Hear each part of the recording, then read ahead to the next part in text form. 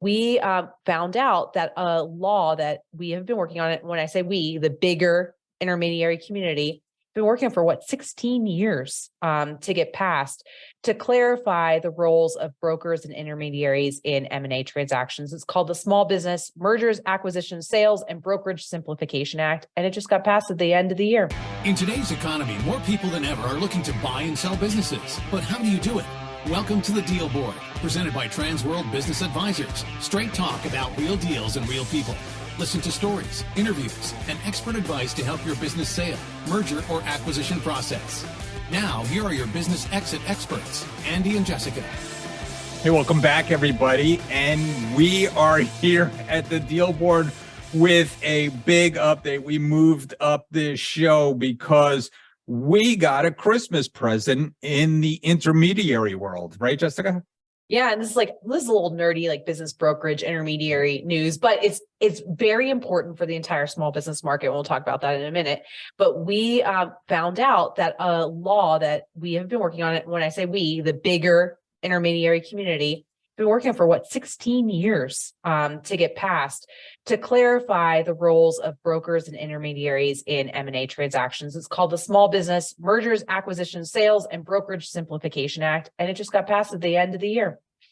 Yeah, and which simply clarified the ability for business brokers and intermediaries to sell businesses, privately held businesses, and sell the stock of those businesses with some guardrails and with some caps and rules that we're going to talk about right now with the two experts.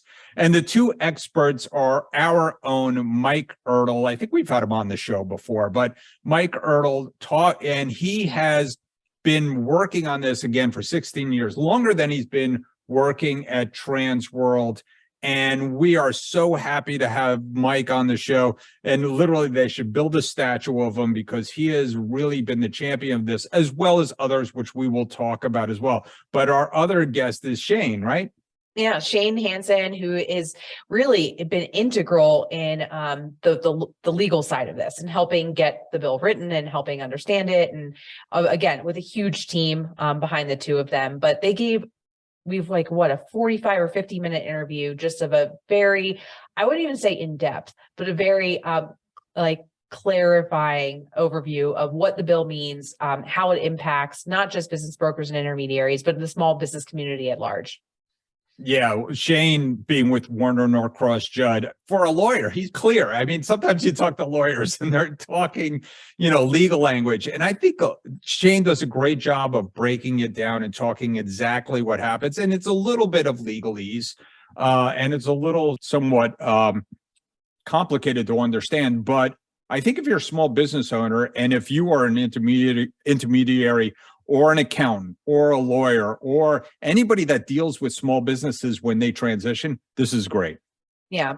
And I think why this is important to the community at large is this really, it started, and we go into the history of what's been happening in the past and how it became a law, right? Because it was a practice that was basically said, okay, the SEC's taken no action on this, but now it's become a law. But why it's important to everyone is this is really what powers the Main Street market, the M&A market. It's what allows small businesses and medium businesses to be sold and transacted. So it's a great informational episode. I know Andy and I have been getting a lot of questions about this bill in the last 3 weeks. So we wanted to really record this and push it up into our schedule.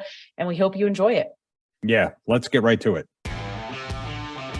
Hey, Jessica, you know what time it is? Money time? Almost. It's time for Listing of the Week.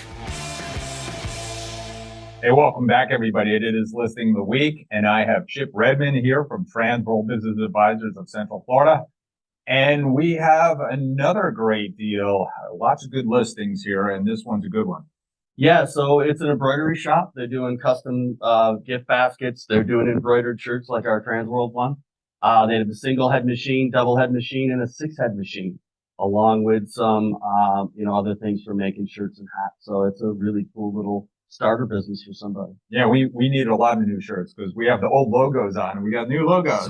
Yeah, you got my little pin, old logo, new logo on the same one. So help me out. So it's a good deal. How much did you say again? So we were at 175. We dropped down to 140. It's 90,000 in equipment and it's making 50,000. Wow. Good deal. Great business to grow, especially down here in Florida. Population keeps growing. You can go out there and get business. Perfect time for the holidays. Start doing some gift baskets. There you go. All right. What's the best way to get in touch with you? Chris Redmond at tworld.com and 321-299-6867. Call me anytime. Come get it. Good listing. Hey, welcome back, everybody, and welcome to the Deal Board. Very special, a special episode today because we just got a huge Christmas present at the end of last year. We finally, after many, many years, passed a bill that will help us in clarifying stock sale compliance issues that we had with the sale of an asset sale, if it turned into a stock sale, or perhaps even an asset sale if there was a promissory note involved. And we have two of the people online today that were so instrumental in making this happen, Jessica. Yeah. And we're so thankful for having both of you here. Mike, Shane, why don't we just kick off? Mike, can you just give a brief intro about who you are and what you do? And then Shane will ask you to do the same thing. My name's Mike Ertel. I'm a managing director with Transworld's M&A division. I've been doing M&A transactions for about 20 years. And since about 2006, I've been co-chair of the Campaign for Clarity, which is how Shane and I became unindicted co-conspirators. Well, and I'm Shane Hansen. I'm a securities lawyer of 40 years practicing, focusing primarily on the regulation of broker-dealers, investment advisors, securities regulation generally, and was very much involved from a very early stage. Mike can talk about how the American Bar Association published literally a report in 2005 about private placement broker-dealers that kind of was the inspiration for the national associations in getting behind this effort. And I actually did a lot of the legal research for the cases that were covered in that ABA report, starting way back in 2003 and 4, leading up to the report in 2005. Yeah, I've been involved just about that whole time as well. And we've gone through a lot, and there's no bigger champion of this than Mike Ertel. And Mike, and this was even predated you coming on board at Transworld. And I think one of the stipulations was that if you came aboard Transworld, we would continue to support this effort. So number one, congratulations to both of you, and especially Mike. So Mike, give us a little bit of background of, where we were trying to get the SEC to change laws, and then we decided to change the rules, and then we decided to go with the legislative approach. Sure. Well, early on, the Alliance of M&A Advisors, which is one of 3 or 4 national organizations of business brokers and M&A advisors, was in researching whether they should form their own broker-dealer in order to accommodate their members who were doing stock sales or M&A transactions that had a securities component. And in 2006, Faith Kolish, one of the ABA task force members, who'd written the report and then the response to the SEC, appeared at an AMAA conference, and one of her handouts was their response to the SEC saying, "We read your report. We understand that you'd like to see some change in the law. What do you recommend?" And so about 80% of the letter was, "We think there needs to be a broker-dealer light for people who are raising capital." And the closing paragraph was, "A case could be made for a limited exemption for people who hold the securities and they're not in the business of selling securities, and they're already regulated by many of the states through the real estate law." So that led to a meeting of the leading associations, and what should we do about this? And at the time, IBBA had engaged an attorney and was working on a no action letter that was issued in November of 06, which was the CBI no action letter. And initially it was touted as the answer to the problem. But the CBI no action letter really only applied if you sold 100% of the shares. And if the intermediary who was charging this large fee of his clients backed completely away from the transaction and didn't advise on valuation or deal structure, they just could collect a fee without being prosecuted by the SEC. And the industry recognized that really didn't cover the waterfront. So we started what became known as the Campaign for Clarity. All of the leading national associations have contributed mightily. I get more credit than I deserve because it wouldn't have happened without the financial support and the moral support of the various national and regional associations. And I was really just the scribe. And that the assistant scribe. Shane was the scribe who wrote the bill and much of the language. That effort initially started with the SEC. Our belief was this is fairly straightforward, and the regulators are pretty much not opposed to it. This should just take a rule by the SEC that they weren't going to prosecute M&A brokers and business brokers if they met certain conditions. And so we met with the SEC from 2006 to 2012, and they were very encouraging. But finally, on one of their you can't get into and out of the SEC building without being escorted. And our escort leading us out of the building of our last meeting with them was saying, I'm not supposed to tell you this, but we're never going to get around to doing anything about this, even though we think it's a worthy cause. We just don't have enough lawyers and enough resources to assign to this with everything else we owe the Senate and the Congress on Dodd-Frank and Sarbanes-Oxley, and crowdfunding was coming. We're just never going to get to it. If you have a friend in Congress, you might have more luck getting a bill passed than you're ever going to have getting the SEC to promulgate a rule. So fortunately, we knew of Hugh Makins and Shane Hansen, and fortunately, Shane knew Congressman Bill Huizenga out of Michigan, and that got us started in about 2012. Shane appeared before the House Financial Services Committee and testified. I appeared and testified. In 2014, they passed the first version of this bill unanimously in the House, and it went to the Senate, and it was immediately introduced the day it passed in the Senate. It passed in the House, and languished there for the rest of the term. They never took any action on it. That happened actually 2 more times before finally, in this session of Congress, Senator Kennedy managed to get our bill attached to the omnibus appropriations bill, and they passed that bill so the government wouldn't shut down. But it's taken us literally 16 years.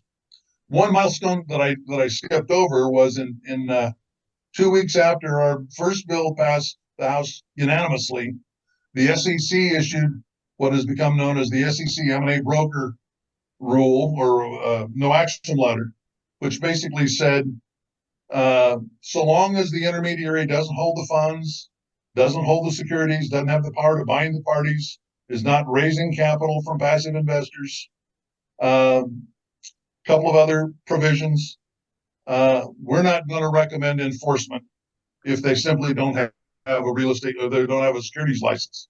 And that kind of set the stage for subsequent discussions with Congress, and it paved the way for the North American Security Administrators, which is all of the state administrators, to begin changing state law to conform with the no action letter, and then a model state rule that NASA ratified. So now we have 20 states that have some exemption, and we have a federal exemption. And so it's been a long time coming, but it's finally arrived. I mean, just hearing the whole story, Mike, from the beginning, one, I want to thank you and the whole team at Beef again, because the amount of persistence, effort, and resources you guys put into this for clarity, right? Because from unraveling everything that you said, basically it was just complicated before, right? And you needed a lawyer to understand, what the rules were for different transactions and sizes and things like that. But it's been a very long road. Thankfully I'm sure you're very grateful for that escort and the SEC that told you what you weren't supposed to know on the way out the door. But outside of this bill in and of itself, what's been interesting for me is just to watch the whole process. Everybody's been in agreement with this bill the entire time. It just took 16 years for something to get done. So thank you for your persistence on that. Yeah, and there are some other notable people, as Mike said, Mike Knoll from the AMNAA, from the Alliance of Mergers and Acquisitions, literally bankrolled this whole thing to begin with. We eventually tried to help him out on several levels and still doing so. And then the M&A Source and the IBBA, and then there's a bunch of state organizations that also helped. And I do have to say special shout out to Jeff Taylor, who passed away during this process. He was a lobbyist who certainly helped get this in the doors. I can remember him calling us up, and he's spending hours upon hours getting the copy of our bill on every single legislator's desk. And I guess that's what it takes. You literally have to walk around. But Shane, we'll flip it to you now that this is passed, and we know we have to some work with the states. What does this mean? Yeah, sure. And just to segue in there, literally the day the bill dropped in the House, it was introduced by Congressman Huizenga with a co-sponsor, Brian Higgins from upstate New York, a Democrat. And literally the day it dropped, I delivered a copy of the bill to the SEC staff. We were having a meeting that day around the possibility of a no action letter. And at the time, the SEC was kind of hung up on, as Mike said, the country business no action letter was 100%. And they were hung up at the SEC staff about going below 50%. And so the legislation was handy to say, no, we started out at 20% in the original version of the legislation. And the fast forward, it's no accident that a lot of the definitions, key terms in the SEC staff's no action letter basically track with the bill, because the effort was to parallel track these. And similarly with the states. And the associations put on a day-long session in Chicago for particularly a couple of state regulators, Tanya Soloff and Denny Crawford from Illinois and Texas, respectively. And so we really had multiple tracks running because of the complexity. The federal law applies and the state laws apply. And you really, no action letters are great to sort of get the position of the staff, but no action letters are not legally binding on anybody, not even the SEC's commission. So the legislation was really pretty important in order to change the law. It wasn't just the staff's interpretation of the law, but in fact changing the law. So what is the law? I guess that's kind of the key thing here, and what's left to do. The exemption is self-executing. It's an exemption that will fit middle market M&A brokers, exactly what they do. But it's important to understand there are some guardrails around it that were largely designed to replace a one-size-fits-all federal regulation of broker-dealers, which was mainly written around retail brokers and, buying and selling shares of stock with a trade order, and replacing those with something meaningful. So key thing is that it needs to be a private company. In the terms of the statute, the exemption uses the definition of an eligible privately held company. So the target company needs to be privately held so that you're not selling publicly traded securities. So that's a critically important thing. And it needs to be an operating company, or part of together an operating company and its affiliates, so that it is not a SPAC, a special purpose acquisition corporation, a shell company, because SPACs have been on the SEC's radar as potential frauds for a long time. So it's can't be a public company, can't be a SPAC, but it does allow, for example, if you were to do a merger, quite often a buyer might form a wholly owned subsidiary that is technically a shell, but it's designed for tax purposes to do a triangular merger, a triangular forward or a triangular reverse merger. And so that's permissible, but it just can't be a so-called SPAC that, might take a company private, turn it into a public company. There are also size caps, and it's important to note that the size caps are not in the no action letter, mainly because the SEC staff had no economic basis. They had no data to figure out what a size cap would be. And for the legislation, it really was a political compromise.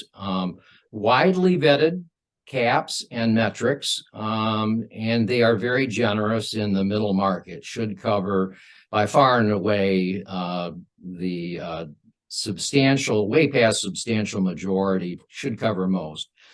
Alternate caps, the metrics are $250 million in gross revenue or $25 million in EBITDA, either or. And that's because some companies have high profits, high volume, but low profits, others just the opposite. So the metrics are designed to fit different economic circumstances, but those are the size caps. The privately owned company at the end of its last fiscal year, and this is unadjusted, this is actual based on the company's financial statements. The fiscal year end before the M&A broker has been hired. So the idea is to have a complete year and to have basically the actual books and records with either of those two metrics. And that would basically make the target company an eligible private company. Now, the other important aspect here is that the buyer needs to be a buyer who will acquire control, not 100%, but the final number in the statute is a presumption of control at 25%. And that would be ownership of the stock or economic interest. In an LLC, it might be the right to receive capital distribution at 25%.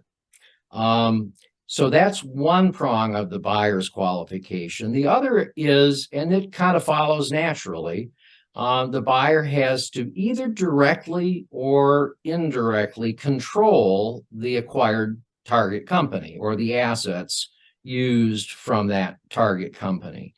And the exemption, the statute and the no action letter had examples around what control might look like. Example, being on the board of directors, approving the budget for the company, being an executive officer of the acquired company.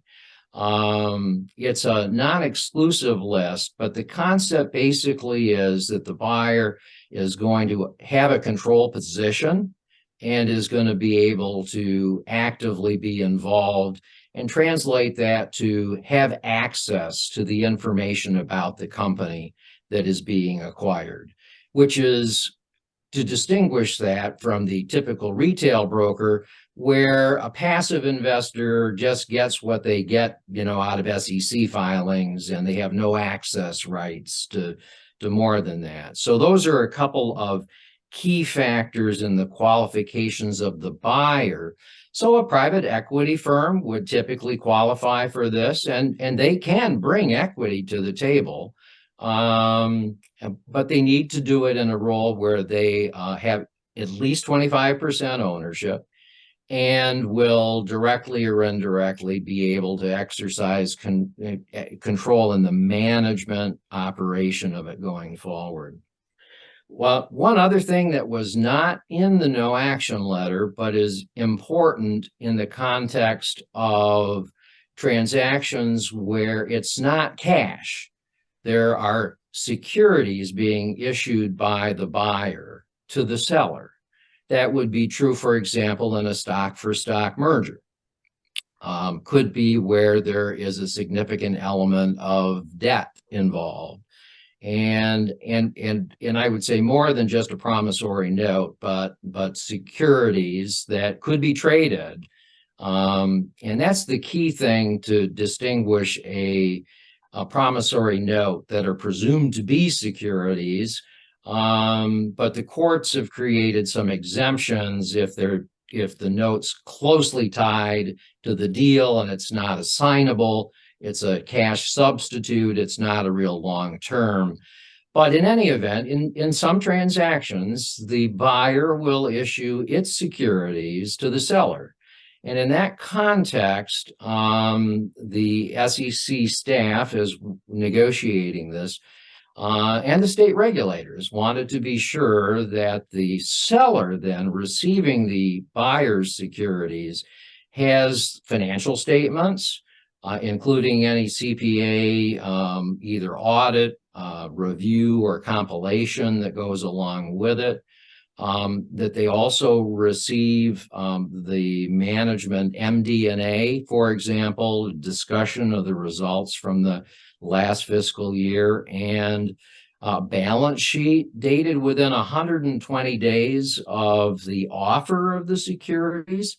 So again, these are things that would typically be negotiated in a transaction because the seller is functionally becoming an investor in the buyer going forward, and they want to make sure the buyer is creditworthy and such. And then I would also add they need to get the buyer's summary of material loss contingencies. So all of these things would typically be covered by the definitive agreement between the parties.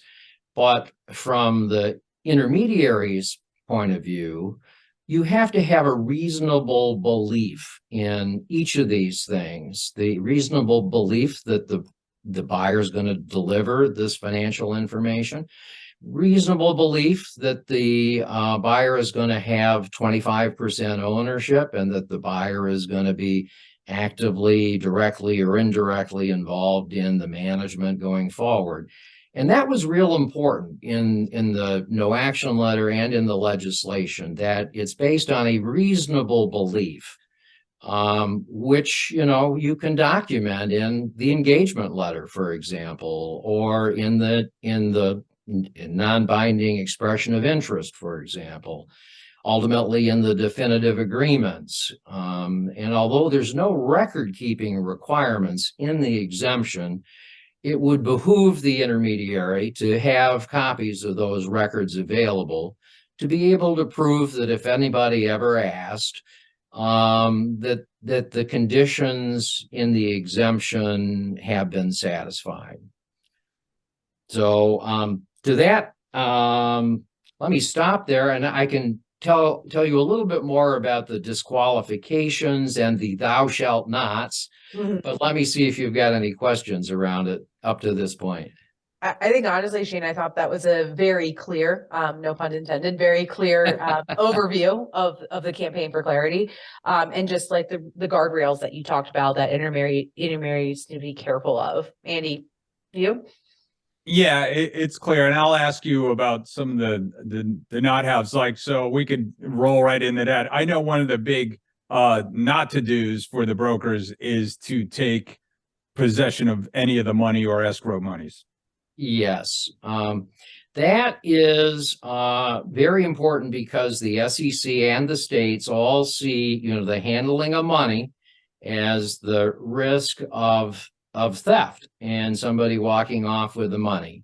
It's a perennial problem. It's in the top 10 of the issues the SEC and states see And so it is definitely the most important. Thou shalt not have custody, control, possession. So what does that mean for like an earnest money deposit? The answer is the M&A broker cannot hold it. But you can work with a title company, you could work with a bank, you could work with a law firm, with a bona fide escrow agent. Again, it's got to be clear that there's like an escrow agreement that, you know, doesn't leave the M&A intermediary in a control position, but in fact lays out the what ifs that move the money if the ifs have been satisfied. So that's clearly probably the most important one. Others are that that you can't sell this target company to a group of buyers that's been formed by the intermediary. So the M&A broker can't syndicate the business, can't organize a group, but basically, and the reason for that is it creates conflicts of interest that the regulators become concerned about.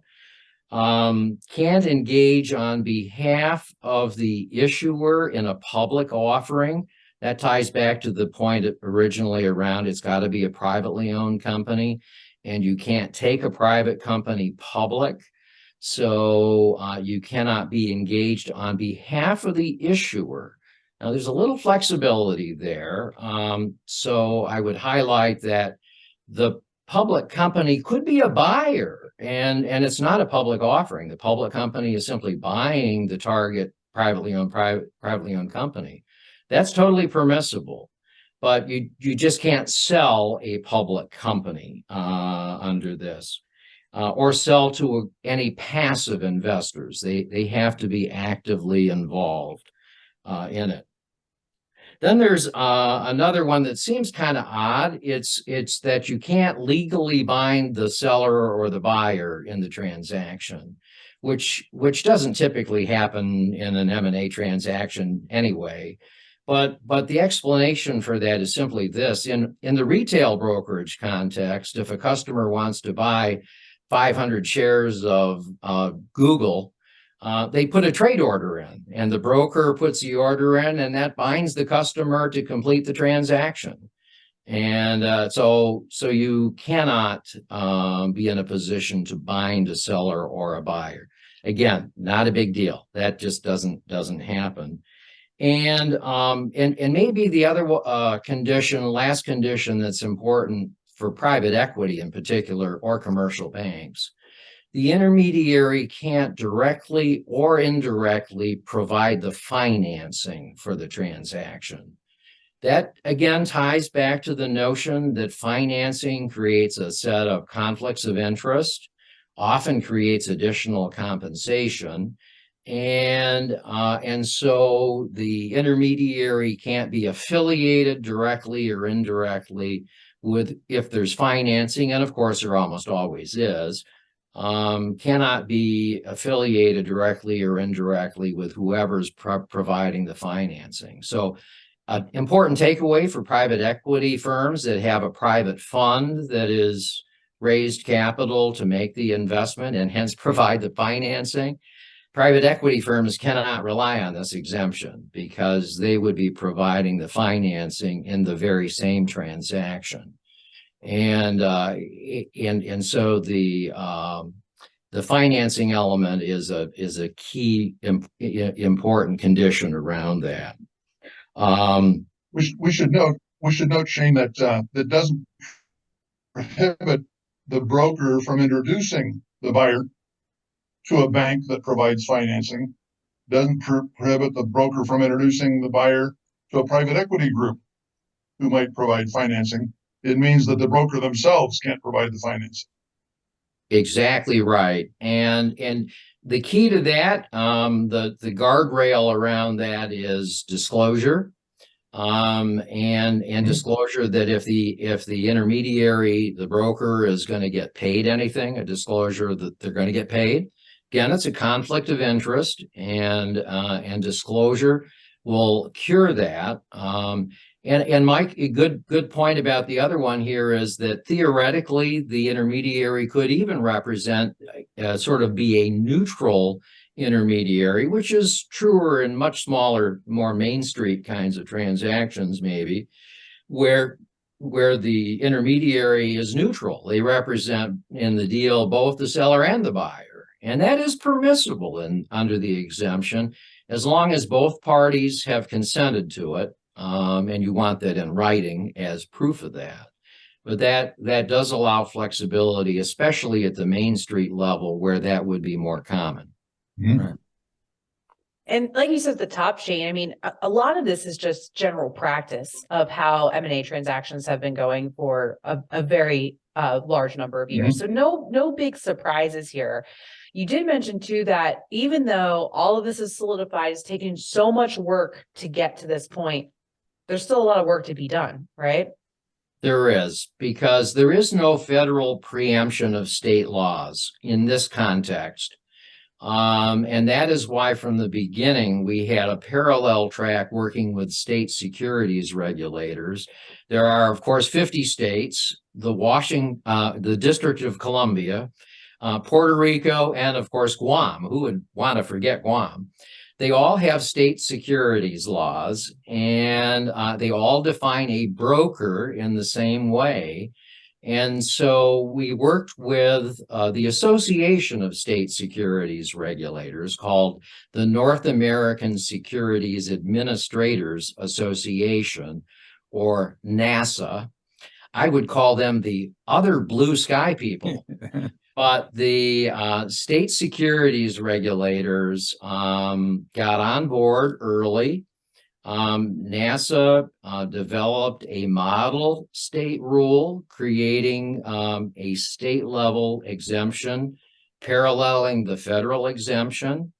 And I'm very pleased to say that we have a total of 20 states out of that total who have specific M&A specific exemptive relief.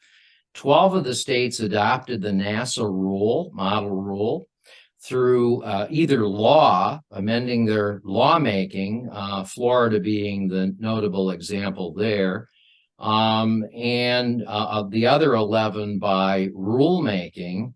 And then the remaining 8 basically adopted or took no action positions.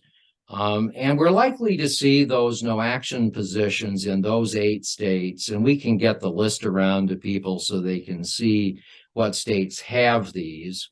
Likely those 8 states will eventually either adopt a rule or completely harmonize their no action position with the final now law federal exemption. And when I say now, actually, I mean March 29th of 2023. That's when the federal exemption effectively becomes law. So this is great news. I mean, obviously, most brokers out there in the world were just continued to do business and cross their fingers that if something turned into a stock sale, that they would get paid, or that somebody wouldn't bring up a lawsuit that decided that one of the promissory notes was a security and therefore they could unwind the whole transaction. So I feel good that, like things that we were doing as normal course of business, now we've taken that worry away. But what about what opportunities do you think that may open up? I always think about these laws. When these laws happen, somebody's going to press the issue. Somebody's going to take it to the next level and test the law. So I just got a call yesterday that somebody wanted to sell 49%, 2 partners. Somebody wants to sell, and let's just say it was 50-50, right? So somebody wanted to sell 50-50 of their business. Now, I've turned those down in the past because I've always said, hey, it's illegal for me to go out there and promote the sale of stock and help you sell the business. If you're willing to sell the whole thing and it turns into a stock sale, that now seems like that's okay. But is it okay to start out as a stock sale? It is. You can, if it fits the conditions, that is to say it's a qualifying or eligible privately owned company, And the intermediary doesn't do the thou shalt nots, and you comply with the conditions to the exemption. And remember, it's that you have a reasonable belief that those conditions are going to be satisfied. So work that into your engagement letters so that you have a reasonable belief that the seller will, go with those terms and conditions.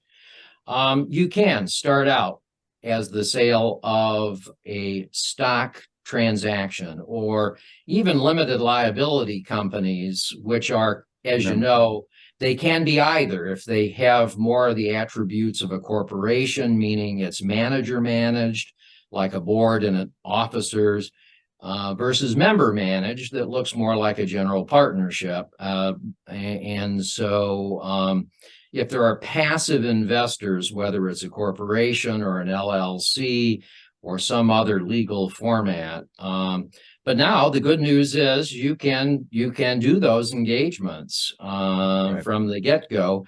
Key there being that 25% presumption of control.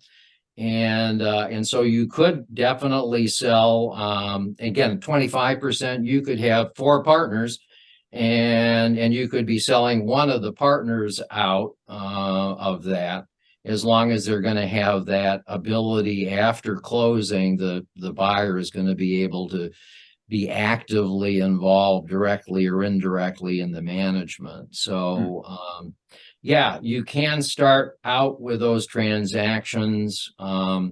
And I would say that the clarity that this brings, really tying directly back to the campaign for clarity, that's what this was called, is to bring some clarity around this regulatory regime that never fit well, because it's the federal securities regulation of broker dealers is one size fits all, and it's really designed around brokering publicly traded securities in public markets, and for sure there are regulations that apply to private companies too, but it was just very ill-fitting.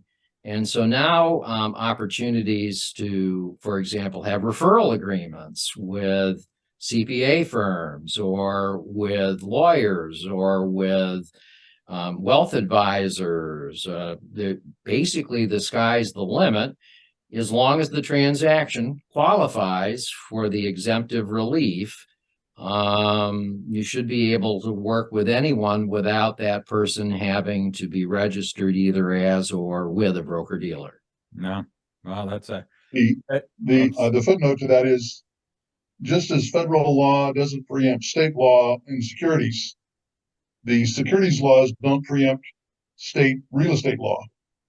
So there are about 15 states where business brokers need to have a real estate license in order to represent the sale or the purchase of a business for a third party.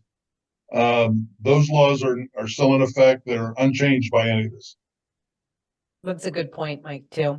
yeah. And I would add that maybe a reason, because you do have in this history here, many professionals who registered with a broker dealer. So they became FINRA, took the FINRA exams to become licensed with a broker dealer. FINRA being a self-regulatory organization, a broker dealer is required to be a member of a self-regulatory organization, which for most is FINRA, that are not stock exchange members. And so you have professionals who are registered with a FINRA member broker dealer. And if you're a FINRA member or you're a professional registered with a FINRA member, FINRA rules apply to you. FINRA rules don't apply if you're not registered either as or with a FINRA member firm. FINRA has no jurisdiction over anybody else. But if you are registered with a FINRA firm, FINRA has rules that will continue to apply to both the broker-dealer and the individual professional who is registered with that broker-dealer. And to the point Mike made around the real estate laws, the 15 states, I think, that Mike is talking about, and The concept being that that if you have a registration as or with a broker dealer, that that there's an exemption from the state real estate laws. That may be a consideration why you might, at least for a while, need to keep, your licenses current until you qualify under state real estate laws, or contractually partner with another firm or individual who has those qualifications. So individuals and firms that are FINRA members or have associations of professionals with a FINRA member firm will absolutely want to sort through whether, for example, they bifurcate the broker dealer, move the M&A work out of the broker dealer to an affiliate that's not registered. So you have two entities that are involved, one M&A, and the broker dealer continues to handle corporate finance type transactions. So there you really have to kind of sort through and think through what the ramifications are. But the good news is we really have a lot of clarity around this. Yeah. And Shane, you actually do bring up a good point, is that even though you're an attorney, right, appearing on the podcast, and the rest of us are not attorneys, like anyone listening to this should still vet all the opportunities and options they have Yes. By their attorneys. So that fun legal disclaimer we always have to have.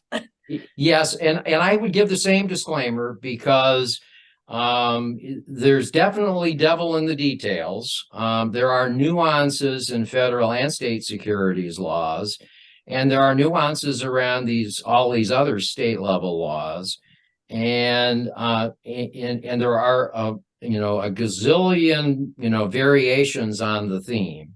So what I've summarized here is very high level. It's not intended as legal advice. You really do want to talk to your own counsel, and you really need to talk through what it is you do, how you do it, who you do it for, and to be sure that you can fit within the guardrails of this exemption. And if you have any questions about that, we're not going to end without giving a plug to Shane, saying you could give Shane a call at Warner Norcross Judd and hire him if there's no conflict. I'm sure they'll do a conflict check, which I hope to do soon. We'll do some work with you, Shane, now that this is all over with. And so that's number one. Number two, if you are an intermediary and or a broker dealer and or positively affected by this, I will use the words of Mike Ertel. It would be remiss for me to not mention that we are raising capital, raising money, not in a sense like selling stock, but we are doing fundraising to pay these bills. We've been we have a goal of about $250,000 at our 501c6 organization called the Business Intermediary Education Foundation. That's BEEF for short, and we have a website, beeffoundation.org, only one F. You could look it up, and we have the ability to take donations right now. The website is up. We have a $250,000 goal to pay all the bills and have some money in BEEF for us to continue this campaign. And again, I want to thank everybody that's donated in the past. And Michael, did you want to add to that a little bit? No, I think you've covered it beautifully, and I'm glad the website's live. I just got a call over the weekend. Somebody wanted to get us some money, and I'm glad that I can refer them to the website now. Yes. So I did give a donation earlier today, and it's working. So good. And thank you. Yes. So we have a goal of $250,000. Really would appreciate everybody stepping up. There has been some matching funds that will be available. I know Transworld's doing a $25,000 matching fund, as well as some of the organizations like the Business Brokers of Florida and California. And I know the Carolina, Virginia Association's looking into it. I know the Texas Association is looking into it, and I know the IBBA is looking into it, and the M&A source, and I'm sure that others will follow suit to help pay the bill that this was an incredible effort. Yeah. And I'll just add to that, speaking of the state and regional associations and connecting the dots to the work that still remains to be done at the state level. The 30 states plus the District of Columbia, and if you want to include Puerto Rico and Guam, we can. Really, the national, federal level is done now. We need to turn to the states and those 30 to get them on board. And that really is working. First, the state and regional associations have the most boots on the ground. It is the political constituency directly for their legislators and their governor and the economic development agency within their state. And so from a political standpoint, all politics is local. It is really incumbent upon the state and regional associations with their imprimatur of representing a significant chunk of the economic development in a state to, number one, ask their regulator, would you now adopt this? It's the federal laws become final. Would you adopt this either by lawmaking, rulemaking, order? And the regulators, you'll find, they're state employees, good people, but very, very concerned about not doing something that they will get, egg on their face for. So very often you're going to need to talk to the state legislature, or as I say, the governor and economic development agencies around why this is important to our state, and to kind of take the final batons across the remaining 30 goal lines. Let me just, because I was personally involved in getting the Florida legislature to adopt basically the NASA model state rule, it was compared to the frustration of working for 16 years to get the federal law amended.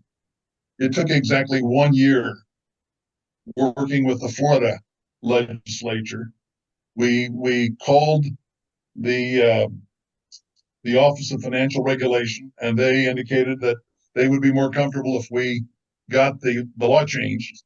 I called my state senator from my district, met with him and his legislative aide, explained the problem, showed them the SEC no action letter, showed them that the states were working on a model state rule, and that Florida, being one of the most populous states, having the oldest tradition of business brokerage, really needed to be on the leading edge of being in compliance with where the law was going. And the legislature only meets for a couple of months. So they, before the legislature meets, they do all of their homework and get the bills ready.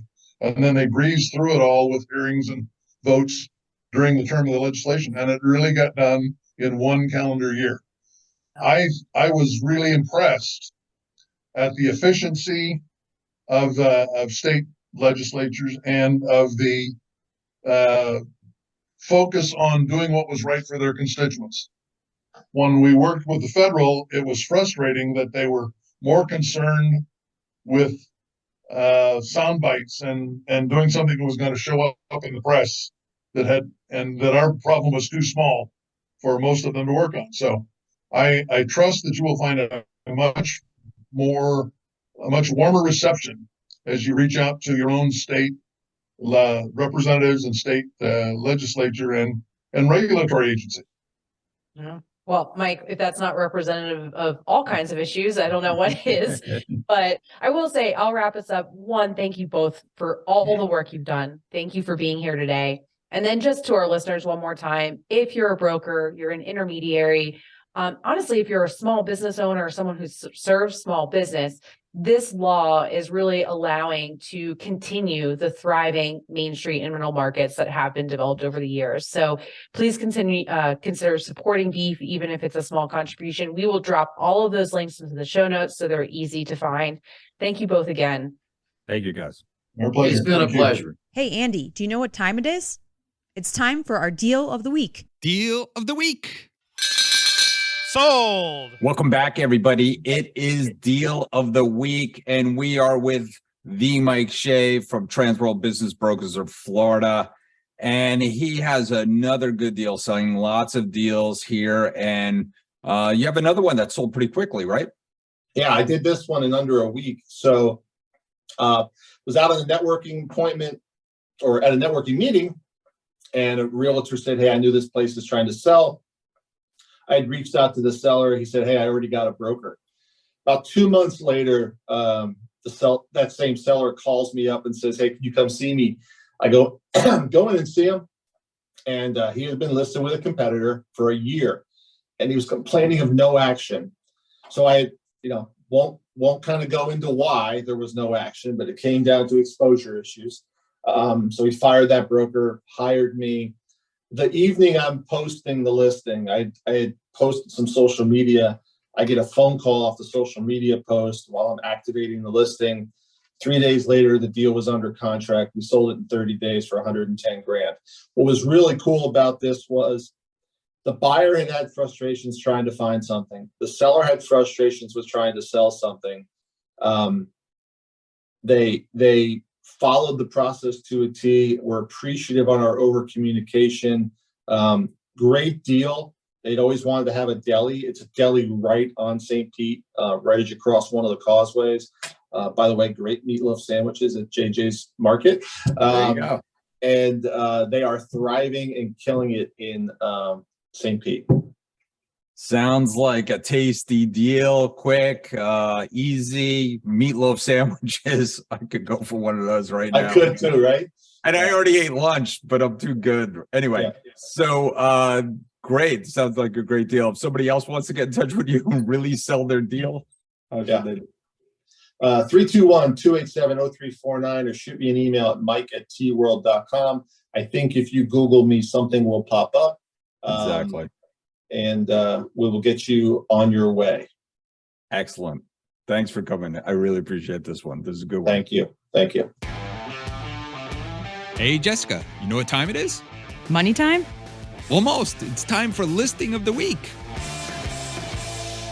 Hey, welcome back, everybody. And we have Matt Nicoletti from Transworld Business Advisors of Central Florida. He's actually on the Treasure Coast in the Vero Beach area. Yes, sir. And you have a really nice new listing. I do. I have a really nice fine wine retail store in Indian River County. A really nice location on the beach. Got about $165,000 in inventory included with the deal. Got it listed at $240,000, asking $100,000 down. Yeah, and these don't come up a lot for sale, these wine bars and wine shops. So it's a very desirable business, and your area of Florida is growing. It's growing quite a bit, and there's not a lot of competition in that industry. Yeah, so this is a really good deal for someone. And you said, how much was it again? $240,000. And Matt, what's the best way to get in touch with you if somebody wants to learn more? Best way in touch would be my email, mnicoletti@tworld.com, or my phone number, 860-882-7228. And we'll throw that in the show notes just so you don't know how to spell Nicoletti. Yes. We'll get that out there. All right. Great job. All right, thank you. Thanks for tuning into the show today. If you like the podcast, share it with your friends on social media. And don't forget to subscribe and leave us a review on your favorite podcasting app. If you have questions, would like to appear, or have suggestions for topics for the show, get in contact with us through our website, thedealboardpodcast.com.